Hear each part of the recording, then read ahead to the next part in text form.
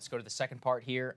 It's pretty interesting. Let's put this up there on the screen. This has to do with Ukraine and its dealings with American financial institutions. So here the headline is that Ukraine plots post-war rebuilding effort with JP Morgan Chase as its advisor. So JP Morgan yesterday, in a deal with the country of Ukraine, said that it is going to tap its debt capital market operations, payments, and commercial banking infrastructure investing expertise to help the country stabilize its economy and credit rating, manage its funds, and advance its digital adoption, whatever that means.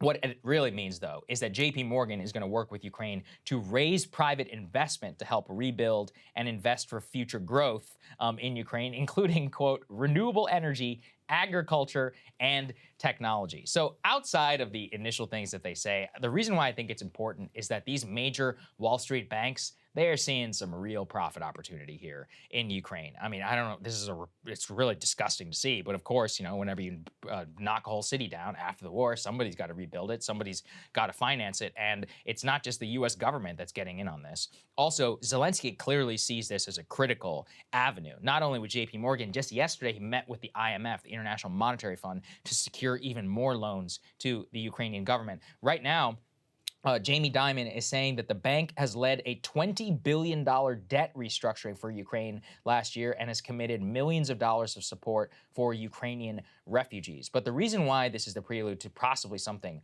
much grosser and much more nefarious, let's put this next one up there on the screen, is that we had a previous one we were going to cover back in December, but it fits with this very importantly. Zelensky announced an alliance with BlackRock for reconstruction of Ukraine. Now, that BlackRock reconstruction was signed back in December with the CEO, Larry Fink. BlackRock said that rebuilding Ukraine could take, Krystal, between $700 to $800 billion.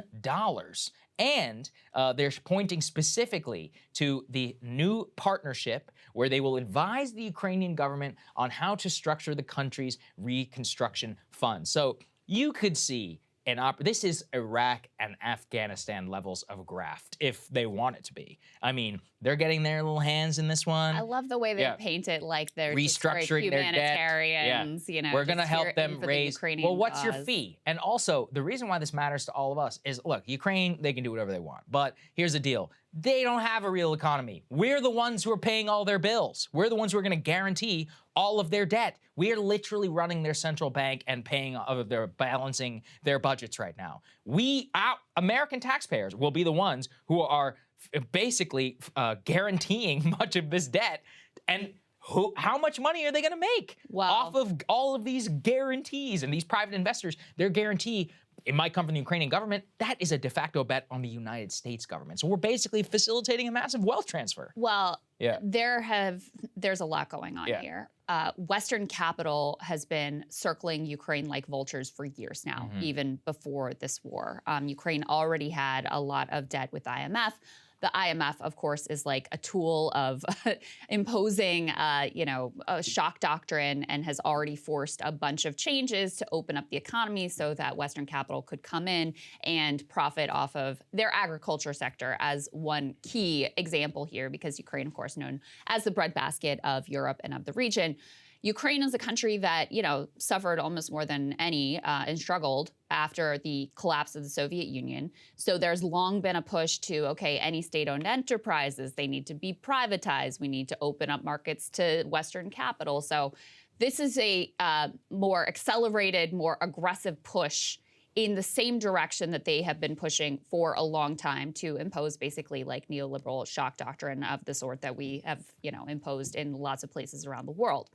Zelensky actually gave a speech back at the end of January to the U.S. National Association of State Chambers, where he talked some about this approach and encouraging banks like Goldman Sachs and JP Morgan to come in and be part of this effort. He said, "It's already clear this will be the largest economic project of our time in Europe. It's obvious that American business can become the locomotive that will once again push forward global economic growth." He went on to thank investment firms BlackRock, Goldman Sachs, and JP Morgan. He says, "And everyone can become a big business by working with Ukraine in all sectors, from weapons and defense to construction, from communications to agriculture, from transport to IT, from banks to medicine. And I invite you to work with us right now." I think it's always important to keep an eye on the people who are profiting from a war and from disaster. And very clearly here, the titans of Wall Street are getting their hooks into Ukraine and hoping to make a big profit on the other side of this. And it's disgusting to watch it unfold.